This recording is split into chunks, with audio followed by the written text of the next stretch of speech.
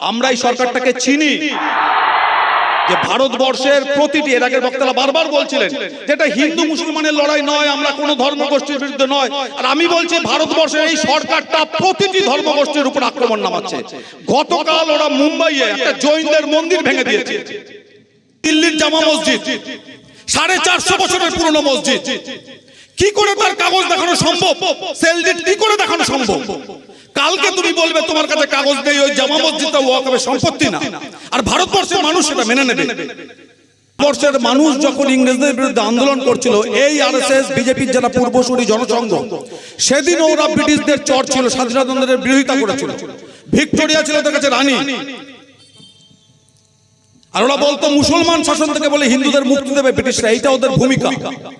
আর বন্ধুরা, এখানে উপস্থিত সমস্ত প্রবীণ মানুষ, মুসলিম সমাজের নেতৃত্বস্থানীয় মানুষ এবং যারা এখানে ঈদগার ময়দানে উপস্থিত হয়েছেন, আমরা প্রধানত একটা কারণেই উপস্থিত হয়েছি যে আমরা ওয়াকফ বাঁচাও বা ওয়াকফ বিল ফিরিয়ে নাও, সেই আন্দোলনটাকে সারা দেশের মতো পশ্চিমবঙ্গেও জোরদার করতে চাইছি। আর আমরা মূল কথাটা কি বলছি, মূল স্লোগানটা কি দিচ্ছি? ওয়াকফ বাঁচাও, সংবিধান বাঁচাও। কেন বলছি এই কথাটা? কারণ দেখলে মনে হচ্ছে যে এই লড়াইটা, আমরা জানি এটা ভারতবর্ষের মুসলিমদেরকে কোণঠাসা করার একটা সাম্প্রতিকতম আক্রমণ ভারতবর্ষের মুসলিমদের উপরে। নরেন্দ্র মোদী সরকার জবে থেকে দিল্লির মসনদে বসেছে, একটার পর একটা আইন এনে বেআইনি ভাবে, কারণ বেআইনি ভাবে কি কি সেই উদাহরণগুলো আমরা অল্প সংক্ষেপে দেব, তারা ভারতবর্ষের সংখ্যালঘু মানুষের উপর একটার পর একটা আক্রমণ নামিয়ে এনেছে। এটা সাম্প্রতিকতম আক্রমণ। মুসলমান সমাজ সবচেয়ে বেশি আশঙ্কার মধ্যে আছে, রক্তাক্ত। কিন্তু এই লড়াইটা শুধু মুসলমানদের লড়াই নয়, এই লড়াইটা ভারতবর্ষের তামাম যারা সংবিধান বাঁচানোর লড়াই করছেন সেই সমস্ত মানুষের লড়াই। আর ওরা এটাকে বানিয়ে দিতে চাইছে যে এটা মুসলমানদের সাথে হিন্দুদের, মানে ওরা বোধহয় হিন্দু ধর্মের সোল প্রোপাইটার, ওরা হচ্ছে মালিক। তো আমাদের মতো মানুষ, আপনারা জানেন এর আগে এনআরসির সময় ওটা ঠিক এই জিনিসটা করার চেষ্টা করেছিল যে হিন্দুদের কোনো ভয় নেই। এনআরসিতে এমন একটা আইন আনছি মুসলমানদেরকে কাগজ দেখাতে, মুসলমানদেরকে আমরা দেশ থেকে বের করে দেবো, হিন্দুদেরকে আমরা আবার কাগজ না থাকলেও ওই শরণার্থী বানিয়ে করে দেবো। আপনারা তার পরিণাম জানেন। ভারতবর্ষের প্রতিটি জায়গায় হিন্দু মুসলমান নির্বিশেষে এই পশ্চিমবাংলার মানুষ আমরা আজকে পর্যন্ত আটকে দিতে পেরেছি। ওরা আমাদের বুকের উপর, গলার উপর পা দিয়ে বলে এনআরসি করবে, তারপর নির্বাচন করবে, ওই দিলীপ ঘোষণা করেছিল। তারপর নরেন্দ্র মোদীকে রামলীলা থেকে দাঁড়িয়ে বলতে হয়েছে না না, আমার সরকার আসার পর এনআরসি নিয়ে বলে কোনো কথা হয়নি। আজও এনআরসি ওরা চালু করতে পারেনি, কারণ আমরা ঐক্যবদ্ধভাবে তাকে প্রতিরোধ করেছি। ওয়াকফের উপর যে নতুন সাম্প্রতিকতম নামিয়ানা আক্রমণটা কি, আপনারা বোধহয় কিছু কিছু ইতিমধ্যে শুনেছেন। এই যে ঈদগার ময়দানটা আছে, আমি জানি না এটা কত বছরের পুরনো, এর কাগজ আছে কিনা। এরকম অসংখ্য সমাজ সেবার জন্য দান করে যাওয়া। ওয়াকফ মানে হচ্ছে আমরা বলি ফুল স্টপ, জমির হাত বদল হয়, মালিকানার বদল হয়। ওয়াকফ হয়ে গেলে আর হাত বদল হয় না, তাকে আল্লাহর নামে দিয়ে দেওয়া হয়েছে। ওটা জনসাধারণের সেবার জন্য কেবলমাত্র যে উদ্দেশ্যে দেওয়া হয়েছে, জমিটা যিনি দান করেছেন সেই উদ্দেশ্যে এটা চলবে। এবং এটা ওদের পছন্দ নয়। কেন পছন্দ নয়? কারণ ভারতবর্ষের যেখানে যত জমি আছে, ওয়াকফ সম্পত্তির প্রধান অংশটা হচ্ছে জমি। কতটা জমি? এর আগের বক্তা বলছিলেন, আমি এর আগের প্রবীণ বক্তা বলছিলেন, আমি শুনছিলাম, একদম সত্যি কথা বলছিলেন যে ওরা শুধু সংবিধানকে বুড়ো আঙ্গুল দেখাচ্ছে না, ওরা সংবিধানকে প্রত্যেক দিন রক্তাক্ত করছে, আঘাত করছে, হত্যা করছে সংবিধানকে। আর ওরা শুধু ইংরেজদের মতো আজকে আবার সেই আক্রমণগুলো নামাচ্ছে না, ওরা সেদিনকেও ইংরেজদের চর ছিল। ভারতবর্ষের মানুষ যখন ইংরেজদের বিরুদ্ধে আন্দোলন করছিল, এই আরএসএস বিজেপির যারা পূর্বসূরি জনসংঘ, সেদিন ওরা ব্রিটিশদের চর ছিল, স্বাধীনতা আন্দোলনের বিরোধিতা করেছিল। ভিক্টোরিয়া ছিল তার কাছে রানী, আর ওরা বলতো মুসলমান শাসন থেকে বলে হিন্দুদের মুক্তি দেবে ব্রিটিশরা, এইটা ওদের ভূমিকা। আর ওরা যে সংবিধানকে মানে না, শুধুমাত্র এই কারণে নয় যে এটা একটা ধর্মনিরপেক্ষ সংবিধান, এখানে হিন্দু মুসলমান খ্রিস্টান সমস্ত মানুষের অধিকার সমান। ওরা প্রথম দিন থেকে এই সংবিধানের বিরোধিতা করেছে। ঐতিহাসিকভাবে এখানে যারা আছেন তারা জানবেন যে কি করে একটা ব্রাহ্মণের ভোট একটা একই দাম, একটা চন্ডালের ভোট, একটা সাঁওতালের ভোট, একটা দলিতের ভোট এক। আরএসএস তার দপ্তরে কোনোদিন জাতীয় পতাকা তোলেনি। ওরা জাতীয় পতাকাকে ঘৃণা করেছে। কারণ পতাকায় কেন তিনটে রং থাকবে, সবুজ, গেরুয়া, সাদা? পতাকা হতে হবে গেরুয়া। এটা তারা আজকে আমাদের দেশপ্রেম শেখাতে আসছে। যারা আমাদের জাতীয় পতাকাকে ঘৃণা করেছে প্রথম দিন থেকে, যারা আমাদের সংবিধানকে প্রথম দিন থেকে অস্বীকার করেছে যে এসব হতে পারে না, সেই ব্রাহ্মণ্যবাদী মনুবাদী একটা সাম্প্রদায়িক শক্তি আজকে ভারতবর্ষের ক্ষমতায় বসে তারা আজকে বলছে পার্লামেন্টে দাঁড়িয়ে, ভাবুন, ওয়াকফের মতো সব জমি, উদ্দেশ্যটা কি আমরা জানি? ওরা বলছে ভারতবর্ষের সেনাবাহিনীর কাছে সবচেয়ে বেশি জমি আছে, তারপর বেশি জমি আছে ভারতবর্ষের রেলের কাছে। এই কথাগুলো আপনারা শুনেছেন। আর তৃতীয় জমি কার কাছে আছে? ওয়াকফ বোর্ডের কাছে। 9.5 লক্ষ একর জমি আছে। ভাবুন, এইটা ওরা কেন বলছে? ওরা বলতে চাইছে এবং বলছে, পার্লামেন্টে দাঁড়িয়ে এত সাহস, ওরা বলছে এই ওয়াকফ সম্পত্তিতে মুসলমান, দরিদ্র মুসলমানদের কাজে লাগে না। এইবার এইগুলোকে আমরা নিয়মের আওতায় আনবো। এটা যেমন সত্যি কথা, এটা মিথ্যা কথা। ওরা যখন বলছে ওয়াকফের কাছে 9.5 লক্ষ একর জমি আছে, ওরা বলছে না। আমি আপনাদেরকে বলছি, শুধু দক্ষিণ ভারতের মন্দিরগুলোর কাছে 10 লক্ষ, শুধু সারা ভারত ছেড়ে দিন, ওই তিরুপতির মন্দির, ওই পদ্মনাভন মন্দির, ওই অন্ধ্রপ্রদেশের মন্দিরগুলো, তামিলনাড়ুর মন্দিরগুলো দেখে তাকিয়ে দেখুন, ওদের দেখে নেবে দেবোত্তর সম্পত্তি। আপনি যাবেন নেটে গিয়ে সার্চ করলে 1 মিনিটে দেখতে পাবেন। ওই কটা মন্দিরের মোট জমির পরিমাণ হচ্ছে 10 লক্ষ একরের বেশি। ভাবুন, ওরা বলছে আমরা তো গরিব মুসলমানের স্বার্থে আইনটা নিয়ে আসছি। আর আমরা বলছি ঠিকই, আমরা তো তোমাদের চিনি না। অমিত শাহ, নরেন্দ্র মোদী, যোগী আদিত্যনাথ তো আমরা চিনি না। তোমরা শুধু বাবরি মসজিদ ভেঙে গুঁড়ো করে দাওনি। পাশের দেশ বাংলাদেশে হিন্দুদের উপর আক্রমণ ঘটুক অথবা না ঘটুক, আমার দেশের মুসলমান মানুষকে তোমরা আক্রমণ করেছো। তোমরা আমার দেশে একটার পর একটা আইন এনে 12 বছরের 14 বছরের ছেলেগুলোকে ইট দিয়ে থেতলে মেরেছো, জয় শ্রীরাম বল না হোক বলে। তোমরা আজকে বলছো তোমরা মুসলমানদের স্বার্থে আনছো। আমি বলছি আমি মেনে নিলাম, এখানকার মানুষ মেনে নিল। তোমার দলের ওই বিজেপি আর এসএস এর ছেলেগুলো মানবে তো যে নরেন্দ্র মোদী মুসলমানদের স্বার্থে আইন আনছে? মিথ্যে কথা বলার একটা সীমা আছে। ওরা বলছে আমরা এই যে ওয়াকফ আইনটাকে সরল করছি। কি ছিল আইন? কিভাবে সরল করছে? আমি মাত্র অসংখ্য উদাহরণ দেব না, কারণ অনেক বক্তা আছে, আমি দুটো মাত্র উদাহরণ দিচ্ছি। আচ্ছা, ওয়াকফ করার যে অধিকার ছিল, আপনারা জানেন কিনা আমি জানি না, আমি ওয়াকফ করতে পারতাম, তার জন্য আমাকে মুসলমান হতে হতো। আমি একটা রাস্তা করার জন্য, একটা মাদ্রাসা করার জন্য, যে আমার কাছে জমি আছে, আমার মৃত্যুর আগে অথবা পরে আমি জমিটা ওয়াকফ বোর্ডকে দিয়ে গেলাম, এখানে যাতে একটা মাদ্রাসা চলে, যাতে এই রাস্তাটা হয়, এটা আমি করতে পারতাম। ভারতবর্ষের সংবিধান আমাকে আইনের সুযোগ দিয়েছে। ওরা বলছে আমরা ওয়াকফকে আরো ভালো করছি। তাহলে ওয়াকফ করার সুযোগ কি বাড়লো? ওরা নতুন আইন নিয়ে আসছে।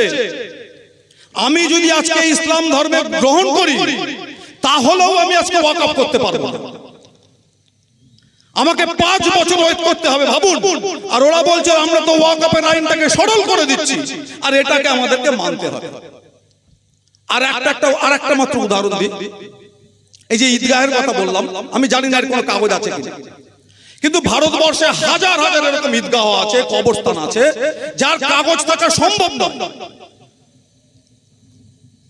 ওরা এর আগে এনআরসির সময় আমাদের বলেছিল যে তোমরা ভারতবর্ষের নাগরিক কিনা, কেন কাগজ দেখাও। তোমরা ভারতবর্ষে জন্মেছো, বার্থ সার্টিফিকেট দেখাও। তোমার ভারতবর্ষে কেনা জমির দলিল দেখাও।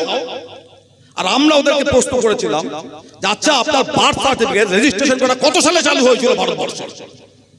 তার আগের মানুষগুলো কি করে দেখাবে তার জন্মের সার্টিফিকেট? ভারতবর্ষের কত কোটি মানুষের নিজের 1 ছটাক জমি নেই। কত কোটি কোটি মানুষ কোনোদিন স্কুলে যায়নি, সে স্কুল লিভিং সার্টিফিকেট কি করে দেখাবে?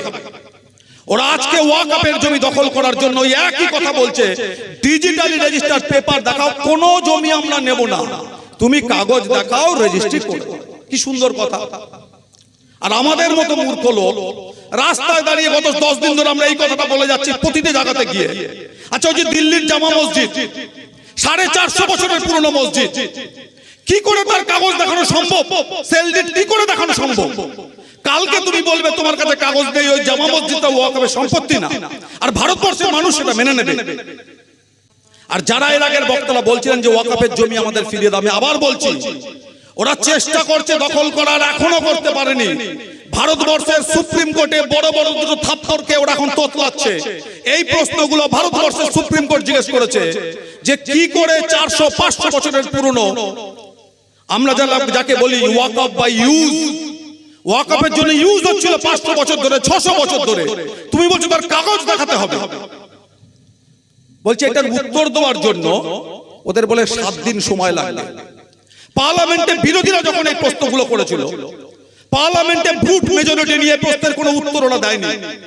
সুপ্রিম কোর্ট একটা সহজ প্রশ্ন করেছে, আচ্ছা ওয়াকফ বোর্ডে শুধু মুসলিমরা থাকবে না, অন্য ধর্মের লোকও তুমি আনবে, তাহলে ওই হিন্দু মন্দিরদের ট্রাস্টে সেখানে মুসলমানদের রাখা যাবে তো?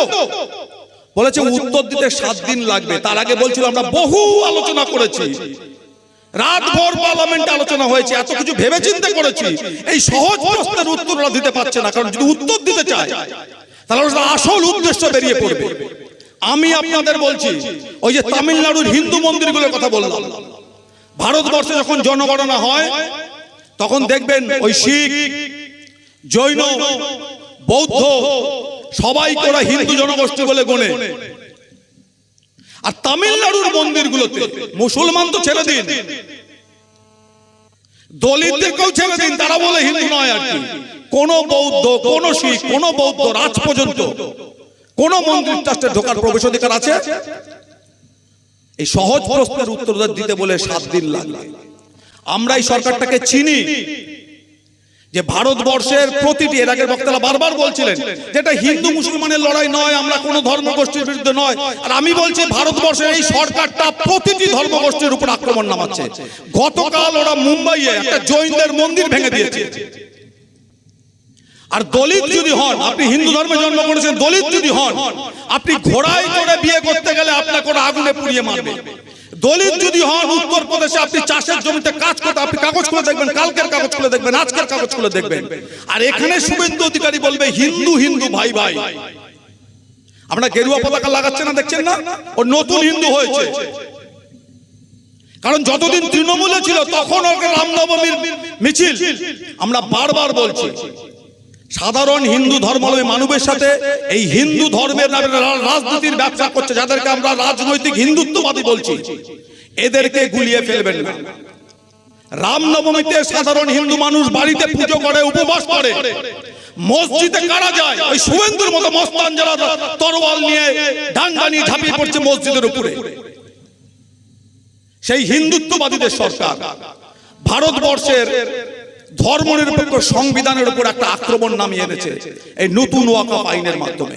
আর সেই জন্য ভারতবর্ষের হিন্দু মুসলমান মানুষ নির্বিশেষে আমরা এই লড়াইটা লড়ছি, সংবিধান বাঁচানোর লড়াই। যেভাবে আমরা এনআরসির সময় লড়েছিলাম যে আমরা এই হিন্দুত্ববাদীদেরকে কিছুতে ভারতবর্ষের সংবিধানের উপরে, ভারতবর্ষের সংবিধানের কোনো ধারা পাল্টে দিতে দেব না। এই সুযোগে আর বেশিক্ষণ আমি বলবো না, দুটো কথা বলি। এর আগের বক্তা বলছিলেন এ তো নরেন্দ্র মোদী, অমিত শাহের ইতিহাস গেল, কিন্তু এটা তো সত্যি কথা। এই যে ওয়াকফের সম্পত্তির যে বিশাল সম্পত্তি আছে, আপনি আপনার অঞ্চলের ওয়াকফ সম্পত্তির কতটুকু খবর আপনি জানতেন? সাধারণ মানুষ, দরিদ্র মানুষ কতটুকু সুযোগ পেয়েছে? এবার অন্তত সচেতন হন। কারণ এই ওয়াকফ বোর্ডগুলোর মাথায় সমস্ত রাজনৈতিক দলের দুর্নীতিগ্রস্ত নেতারা বছরের পর বছর ধরে বসে আছে, তারা ভোগ দখল করছে। আর সেই সুযোগে নরেন্দ্র মোদী, অমিত শাহ কিন্তু বলছে আমি দুর্নীতি কমানোর জন্য এইরকম একটা আইন তৈরি করছি। এটা সম্বন্ধে সচেতন হন। আর আরেকবার বলবো, টেলিভিশন মিডিয়াতে আপনারা দেখছেন যে ওরা সারা দেশ জুড়ে প্রচার করছে পশ্চিমবঙ্গ পাকিস্তান হয়ে গেছে, পশ্চিমবঙ্গ খুব খারাপ। এর আগে সারা দেশে ওরা কাশ্মীর খুব খারাপ, কেরালা খুব খারাপ। কারণ একটাই ব্যাপার, পশ্চিমবঙ্গ পাকিস্তান হয়ে গেছে কারণ পশ্চিমবঙ্গের 30% মুসলমান মানুষ আমরা একসাথে বসবাস করি। আজকে সেই জিনিসটা টেলিভিশনগুলো আপনার ঘরে ঘরে পৌঁছে দিচ্ছে যে মুর্শিদাবাদ জেলাটা খুব খারাপ। মুর্শিদাবাদে বলে দলে দলে হিন্দু আক্রান্ত। মুর্শিদাবাদের অপরাধ কি? কারণ মুর্শিদাবাদে মুসলমান মানুষ সংখ্যাগরিষ্ঠ।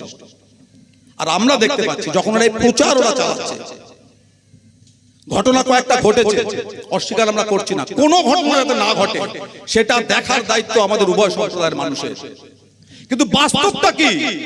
টেলিভিশন যখন এই ছবিটা দেখানোর চেষ্টা করছে তখন আমরা দেখছি যে হিন্দুরা রাত পাহারা দিচ্ছে মুসলমান গ্রামগুলোতে, মুসলমান রাত পাহারা দিচ্ছে হিন্দুদের গ্রামগুলোতে, হিন্দু মুসলমান মিড ডে মিলে একসাথে খাবার খাচ্ছে। এটা তো আমার পশ্চিমবঙ্গ। এই পশ্চিমবঙ্গটাকে আমরা বাঁচিয়ে রাখবো, ঐক্যবদ্ধভাবে এই ফ্যাসিস্টদের বিরুদ্ধে লড়াই লড়বো। এই কথা বলে আমি আমার বক্তব্য শেষ করছি। সবাইকে ধন্যবাদ।